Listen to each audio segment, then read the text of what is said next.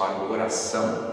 Se você está chegando por aqui agora, nós já temos 2 outras aulas. Essa é a terceira aula. Na primeira aula falamos sobre a centralidade do coração e na aula passada falamos uma perspectiva bíblica sobre as emoções. E a aula de hoje é uma continuidade falando dessa perspectiva bíblica nas emoções, a parte 2. E ainda queria lembrar para você que gravamos uma aula extra, o que é o Evangelho, porque a nossa proposta dizer aqui para vocês que o remédio que cura, que traz alívio ao nosso coração é o Evangelho do nosso Senhor Jesus Cristo. Então gravamos um bônus, uma aula extra para você, que você possa ter acesso também a esse material. E você que já está com a gente, então, também seja muito bem-vindo, e a gente então continua a nossa jornada aqui. E eu repito, hoje a nossa aula é a continuidade falando dessa perspectiva bíblica das nossas emoções. A gente viu na semana passada que o assunto é complexo, o assunto também é abrangente e a gente tem que ter certo cuidado ao tratar desse tema, porque ele é fundamental e de suma importância para a nossa vida cristã. Eu trabalhei também na semana passada uma definição sobre emoções. Queria repetir aqui para que pudesse ressaltar isso na sua mente, na sua lembrança. Definimos através desse Dr. Jason, definição assim: emoção é uma palavra que deriva do termo em latim emotione, cujo significado é mover para fora, promover uma grande agitação que leva algo do interior para a superfície. A emoção é uma resposta do nosso interior ou exterior diante de um estímulo da mente, do coração ou do corpo. Foi isso que nós então trouxemos como definição sobre emoção. E por fim, eu disse na aula anterior, eu trabalhei 6 pressupostos sobre emoção. Está aqui na tela, você pode passar os seus olhos e vê-los. E se você quiser retomá-los e relembrá-los, só voltar lá atrás na aula anterior e você então perceber e relembrar esses pressupostos. E hoje eu quero caminhar então com vocês para essa segunda parte dessa aula, e eu queria olhar para 4 conceitos que nós chamamos de conceitos de cosmovisão. A cosmovisão é a maneira ou as lentes de como você enxerga o mundo. Aquelas verdades, aqueles valores que estão dentro de você fazem com que você olhe para o mundo através dessas verdades, desses conceitos, disso que você toma como verdade. Então a gente define cosmovisão como essa lente da maneira que você olha para o mundo. Nessa aula de hoje, eu queria afirmar para você que a Bíblia Sagrada é uma narrativa. E dentro dessa narrativa de Gênesis a Apocalipse, nós vamos encontrar então esses conceitos, que são 4 conceitos: criação, queda, redenção e consumação. Por toda a Bíblia você vai encontrar esses 4 conceitos. E é baseado neles que eu quero trabalhar esse tema de hoje de emoções, olhando para cada um desses conceitos de cosmovisão cristã. Pois bem, vamos começar pelo primeiro, criação. Eu separei dentre muitos textos da Palavra de Deus, esses 3 aqui, que relembram a você e a mim sobre a criação. O primeiro é Gênesis 1:1. O primeiro versículo da Bíblia diz assim: no princípio criou Deus os céus e a terra. Esse texto nos lembra que nós temos um Criador, o Deus Criador. Ele criou céus e terra. E céus e terras aqui é para mostrar a abrangência completa da criação de Deus. Ainda, eu dou um salto aqui para o Salmo 24, verso 1 e verso 2, que nos lembra o seguinte: do Senhor é a terra e a sua plenitude, o mundo e aqueles que nele habitam, porque ele, o Senhor Deus, afundou sobre os mares e afirmou sobre os rios. Então o salmista aqui lembrando a gente que a terra pertence ao Senhor e tudo que nela há, toda a criação é do Senhor, porque Ele a fez. Mas também diz o texto, todos os habitantes da terra, todas as pessoas que habitam na terra, também são do Senhor, porque Ele fez assim, Ele criou homem e mulher, e daí surgimos todos nós. E meu último texto, para lembrar desse primeiro aspecto da cosmovisão cristã, que é a criação, é ainda o texto de Gênesis 1, 26 e 27. Diz assim: então disse Deus, façamos o homem à nossa imagem, conforme a nossa semelhança.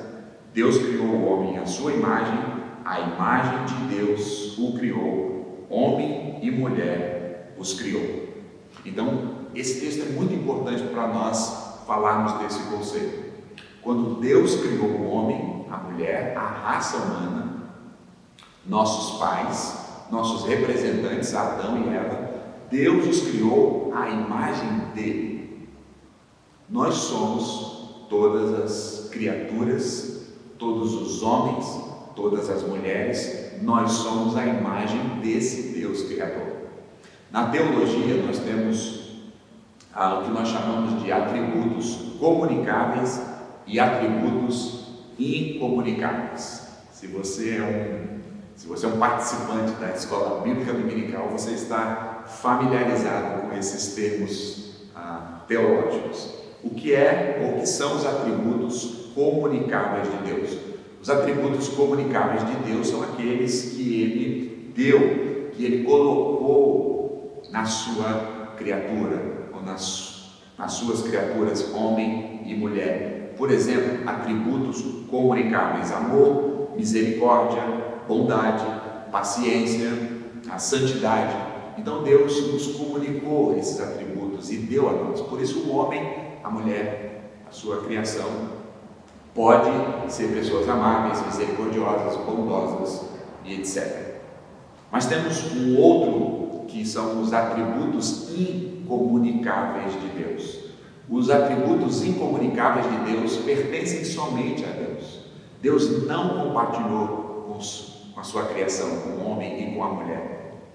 Esses atributos são dentre muitos, poderíamos citar a eternidade. Somente Deus é eterno. Deus é incriável, nós somos criados, como onisciência, onipotência, onipresença, imutabilidade.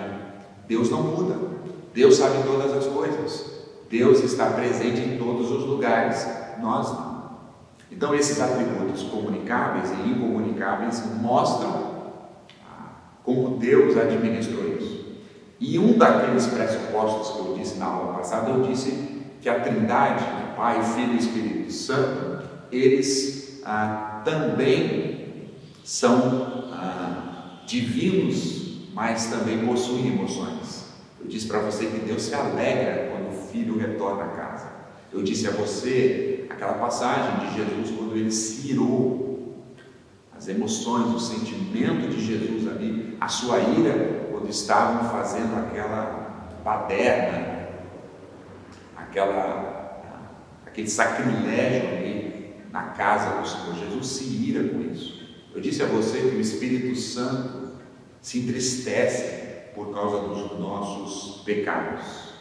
Então, Deus colocou no homem também um ser emocional, porque Deus também tem essas emoções. Isso significa que fomos criados à sua imagem e à sua semelhança. Assim como Deus tem as emoções, nós também os temos. E eu quero frisar agora aqui para você, muito importante, que quando Deus criou, esse primeiro aspecto da cosmovisão, Deus criou homens e mulheres perfeitos.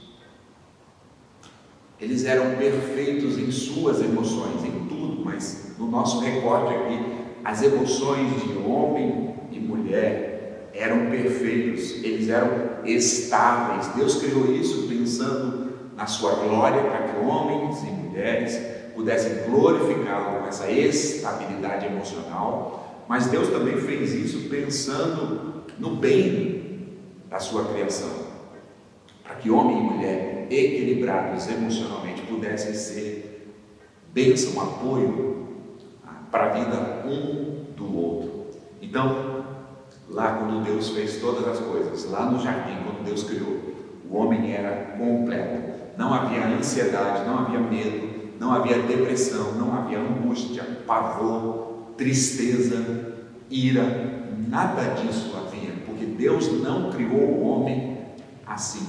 As emoções que os homens, ou que o homem e que a mulher tinham, eram todas emoções estáveis que glorificavam o nome do nosso Senhor.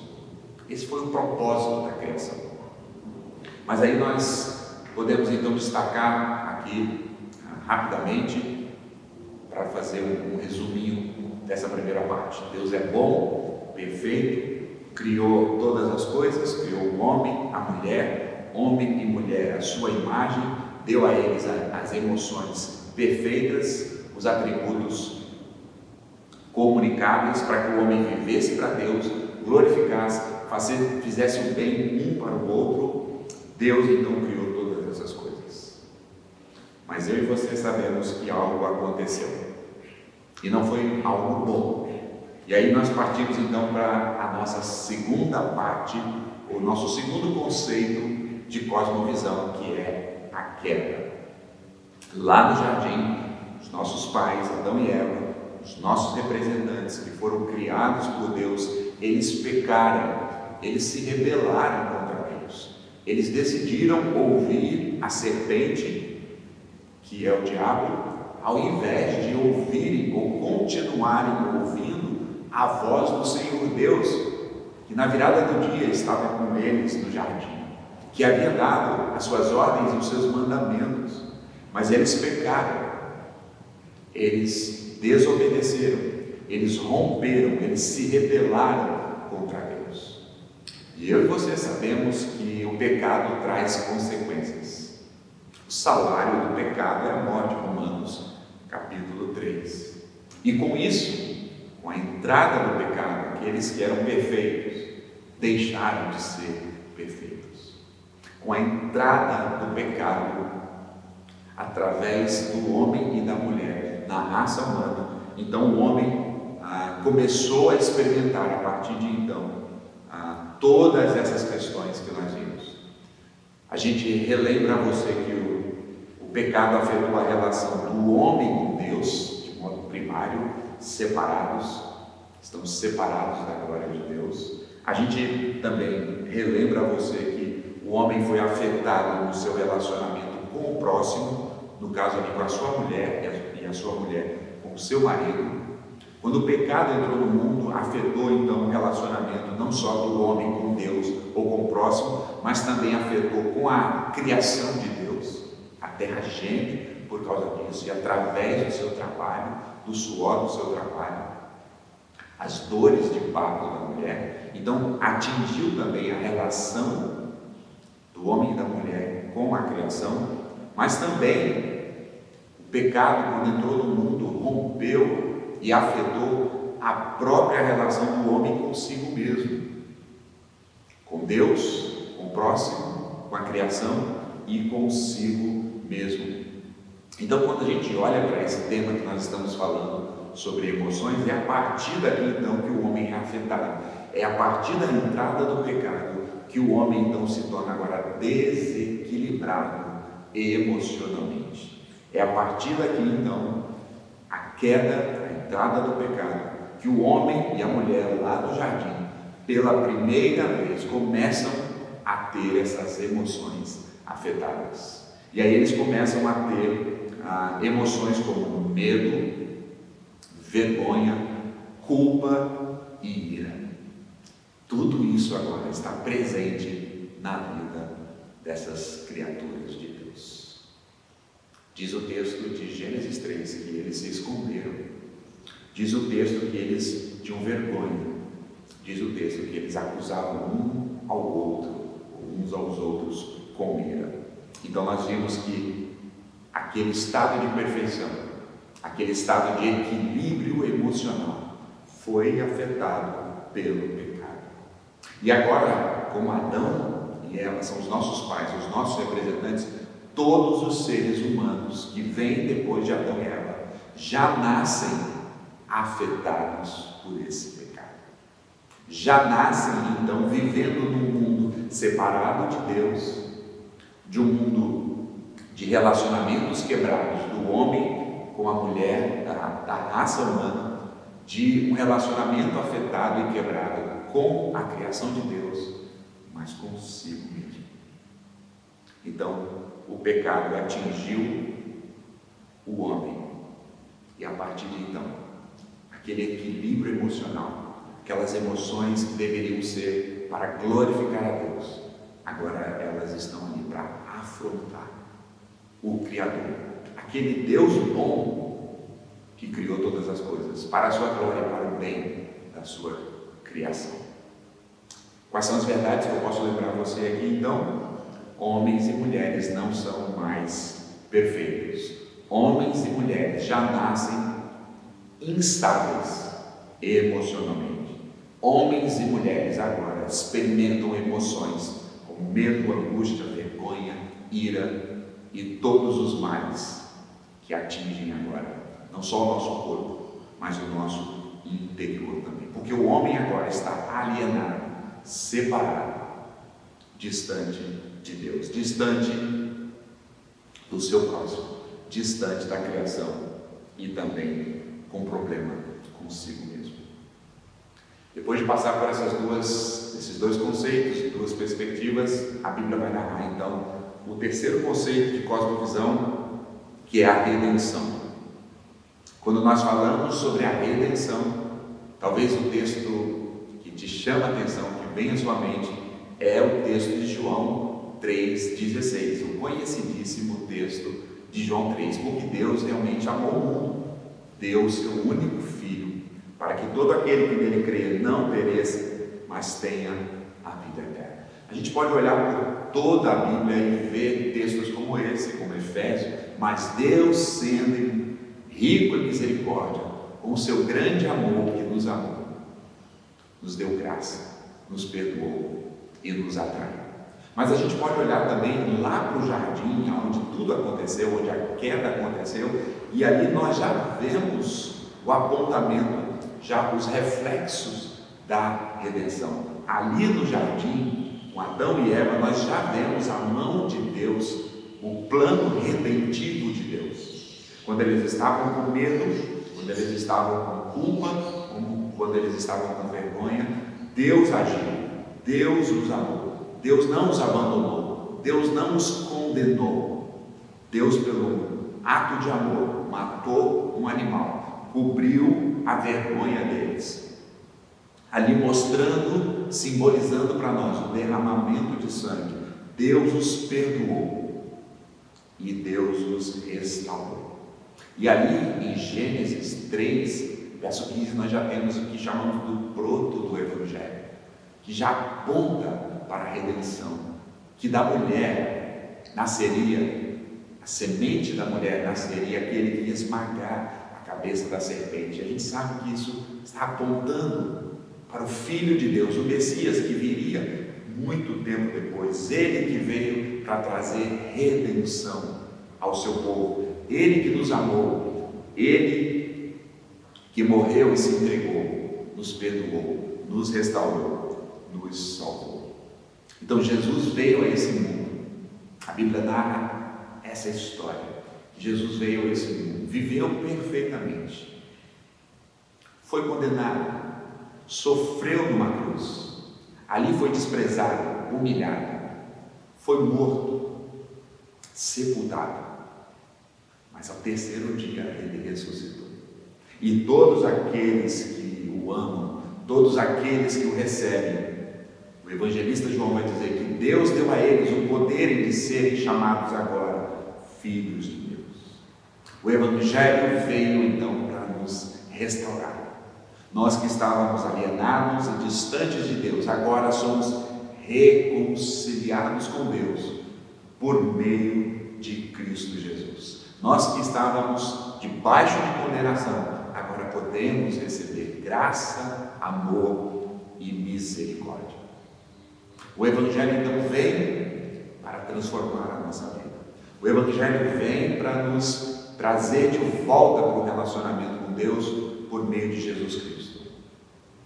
O Evangelho vem para nos tirar da condenação e nos dar uma vida eterna, perdoando os nossos pecados. Mas o Evangelho vai além disso.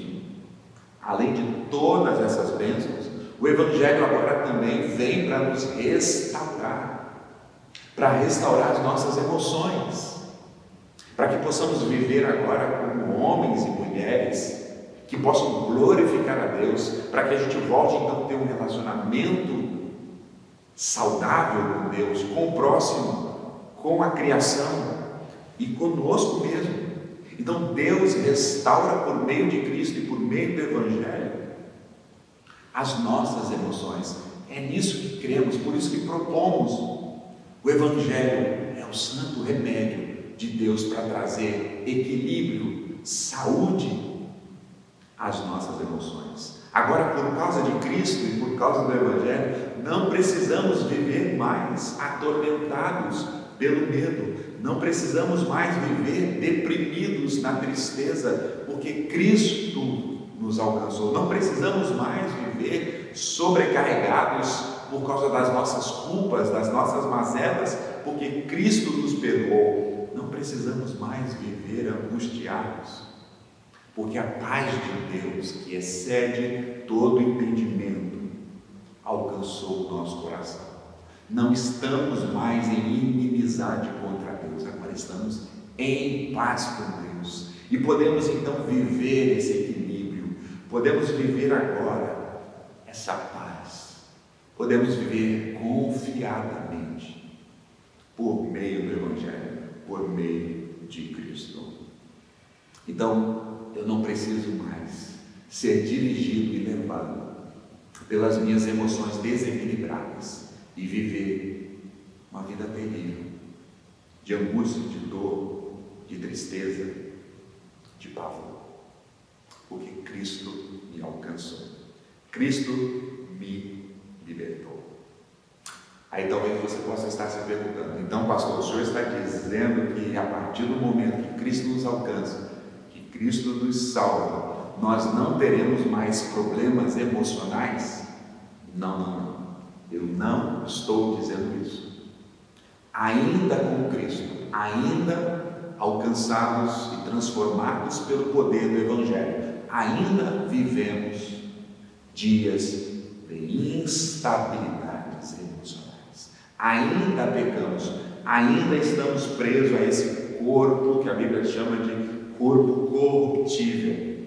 Ainda lutamos, ainda passamos por tristezas, ainda passamos por angústias, ainda temos medos, ainda temos insegurança, mas o que eu estou dizendo aqui com todas as letras, afirmando a vocês que quando Cristo entra na nossa vida, nós não precisamos viver mais nessa constante perturbação. Nós podemos desfrutar da paz agora. É verdade que haverá uma luta, é verdade que nós precisamos tomar esse remédio do Evangelho todos os dias, para que isso venha nos trazer equilíbrio, mas nós teremos momentos, dias difíceis, dias de tristeza, mas a nossa vida não será marcada mais por isso, porque Cristo nos alcançou, porque recebemos esse santo, bendito e poderoso Evangelho. Então, quando nós olhamos para esses conceitos de cosmovisão, vemos a criação de tudo perfeito, homem perfeito, mulher perfeita, fruto da obra de um Deus perfeito, homens e mulheres estáveis emocionalmente, relação com Deus, relação com o próximo, relação com a criação, bem consigo mesmo. A gente vê a tragédia então na queda, no segundo conceito, tudo destruído, tudo afetado, relação com Deus, relação com o próximo, a natureza, conosco mesmo, medo, pavor, angústia, mas nós entramos na redenção. Cristo entrou na nossa história, Cristo mudou a nossa rota, o nosso caminho, Ele nos trouxe vida, e hoje, por causa de Cristo, da sua palavra, do seu Evangelho e do Espírito Santo que habita em nós podemos ter lampejos do céu, viver dias de paz, dias de tranquilidade, dias de estabilidade emocional. Aí eu chego na minha quarto conceito dessa perspectiva, que é a perspectiva da cosmovisão cristã, que é a consumação. Quando nós falamos sobre a salvação de maneira abrangente pela Escritura, nós estamos falando dos 3 tempos verbais: a salvação no passado, no presente e no futuro. Nós somos lembrados que fomos salvos no passado, quando Cristo nos elegeu, nos predestinou. Fomos escolhidos por Ele antes da fundação do mundo. Então, a salvação como uma obra do passado. Mas a salvação também é uma obra do presente, porque Cristo nos alcançou quando nós ouvimos o Evangelho, quando as boas novas chegaram até nós, os nossos olhos e ouvidos e coração foram abertos para esse santo Evangelho. Cristo nos salvou, o Espírito Santo nos convenceu do pecado, do mal, da justiça, e fomos a Cristo. Mas a Bíblia diz que também, além do passado e do presente, nós seremos salvos no dia da consumação, naquele último dia que Deus nos dirá: vinde benditos de meu Pai, possuam por herança o reino dos céus, que foi preparado para vocês antes da fundação do mundo. Por isso que cada crente agora pode viver com essa esperança, com essa perspectiva. Cada crente ainda sabe que o seu corpo está sendo enfraquecido através das enfermidades, através das questões que vêm atingindo tanto o nosso homem interior, quanto também o nosso homem exterior. Mas haverá um dia que tudo será pleno, que tudo será perfeito, que tudo será completo. Haverá um dia que nós voltaremos àquele estado da criação, como Adão e Eva, de um perfeito relacionamento com Deus, de um perfeito relacionamento com o nosso próximo, de um perfeito relacionamento com a criação, de um perfeito relacionamento conosco mesmo. Esse dia há de chegar. A Bíblia chama isso de novos céus e nova terra. A Bíblia chama isso de eternidade, onde nós viveremos e o conheceremos e estaremos perfeitamente com Deus por toda a eternidade. Começamos com tudo maravilhoso, depois tudo terrível pela queda, Cristo entrando na nossa vida e restaurando todas as coisas, mas voltamos na consumação para aquele dia onde seremos plenos, perfeitos, estáveis emocionalmente, aquele dia onde não haverá mais tristeza, não haverá mais dor, não haverá mais doença, não haverá mais depressão, não haverá mais medo, nem angústia, nem ansiedade, nem brigas, nem ira. Será aquele glorioso dia, por toda a eternidade, que viveremos por Cristo.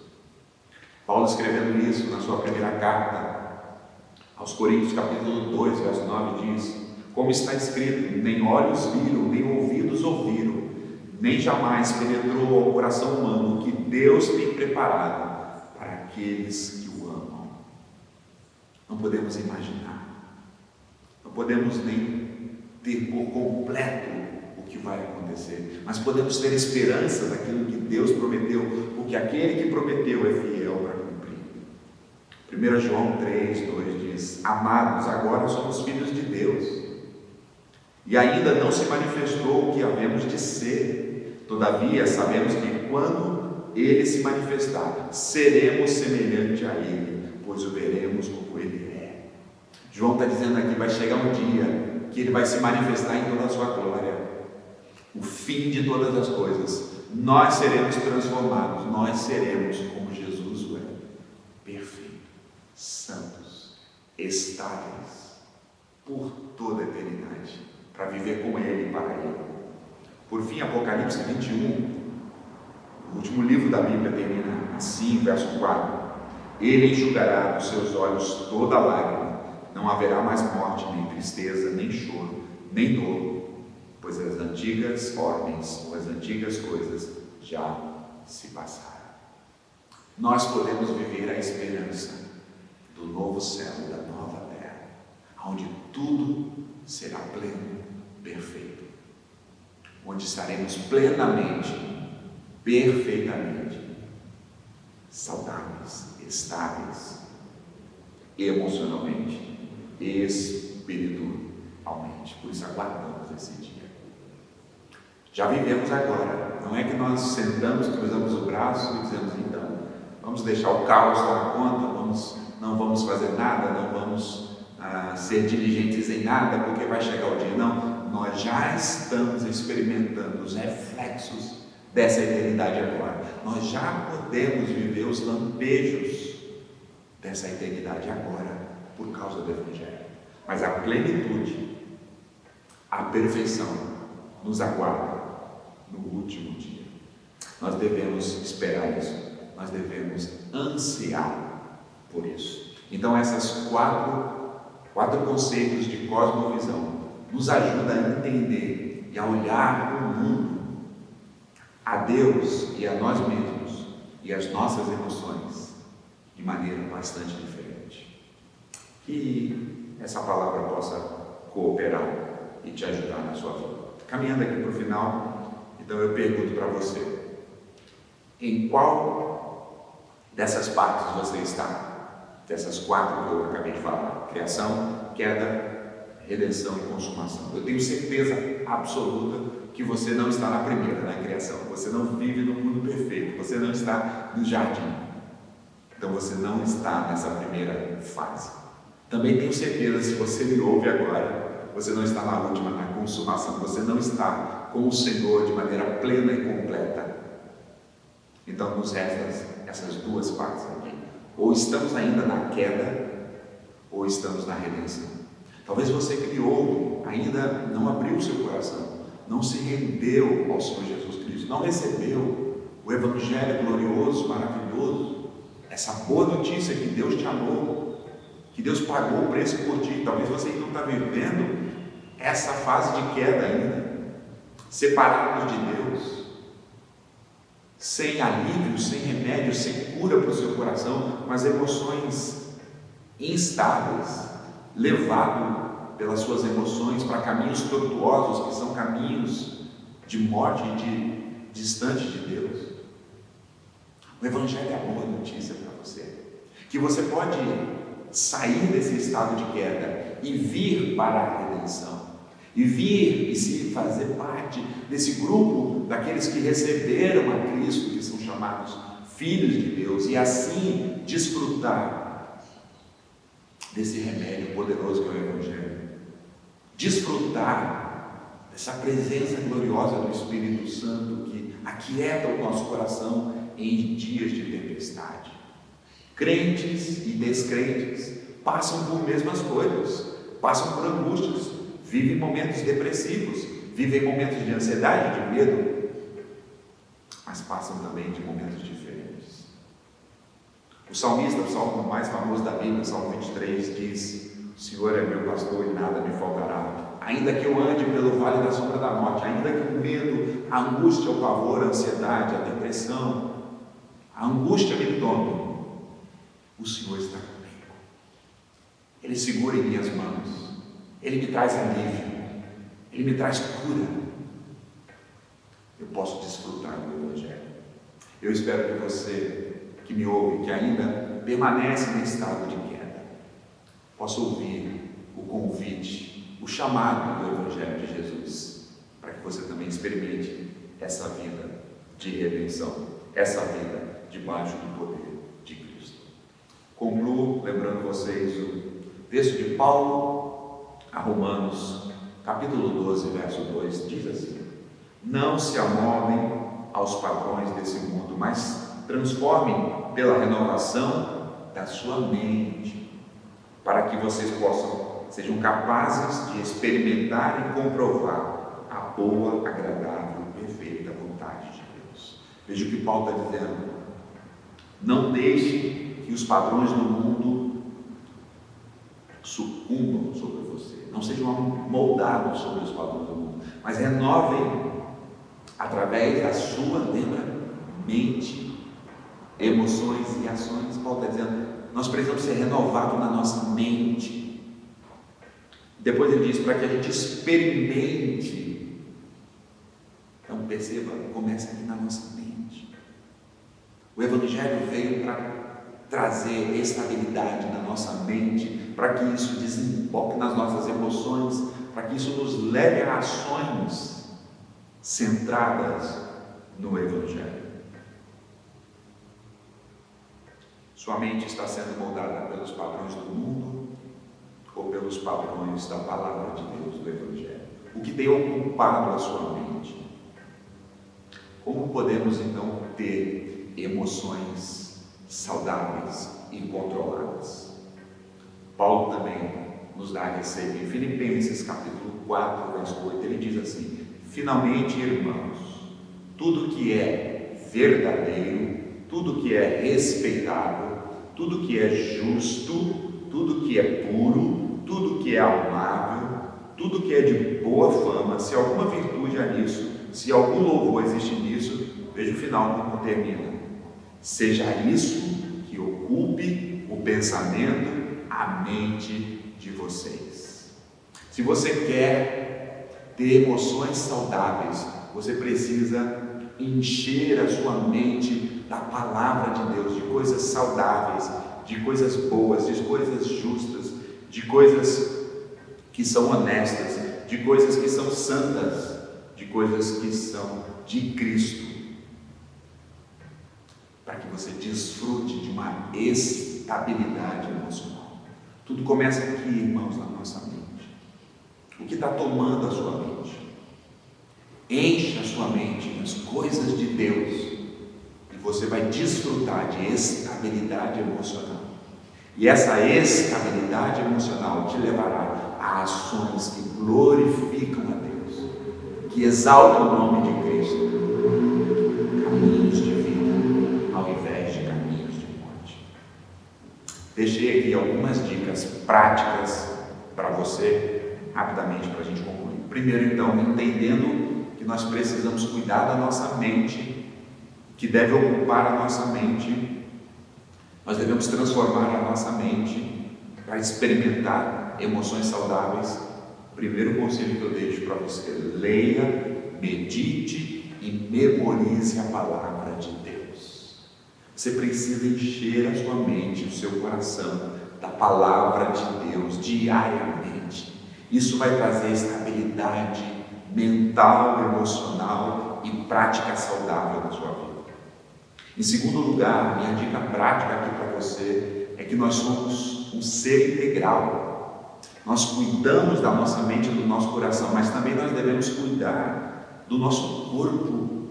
E a dica que eu quero dar para você aqui: a alimentação saudável, práticas de atividades de física também vai contribuir para a sua mente estar focada em coisas boas.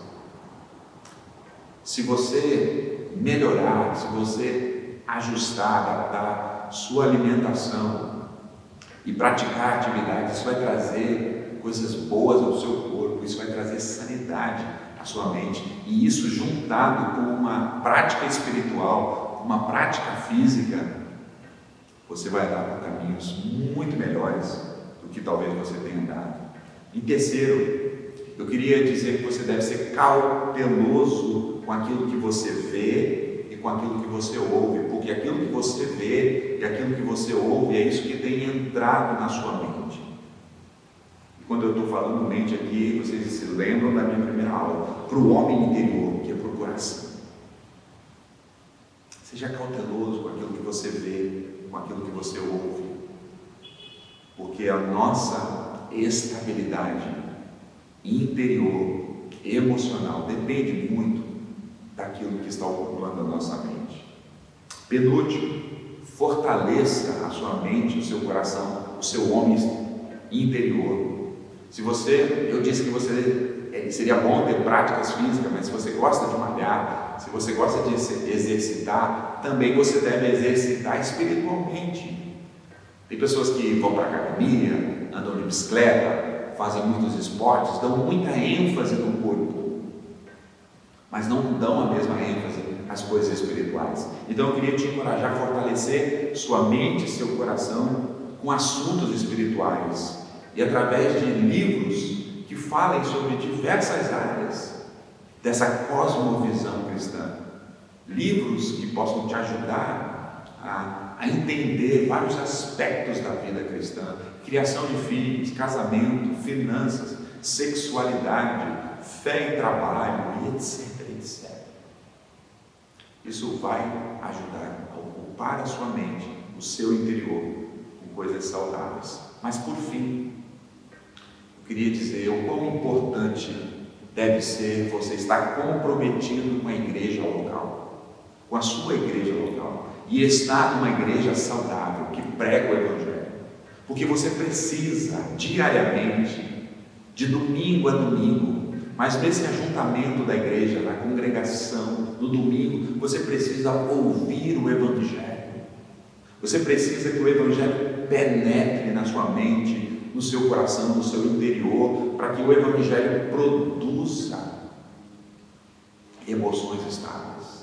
Não despreze isso, não despreze a comunhão, não despreze de estar numa igreja onde você então está exposto a cada encontro à mensagem do Evangelho.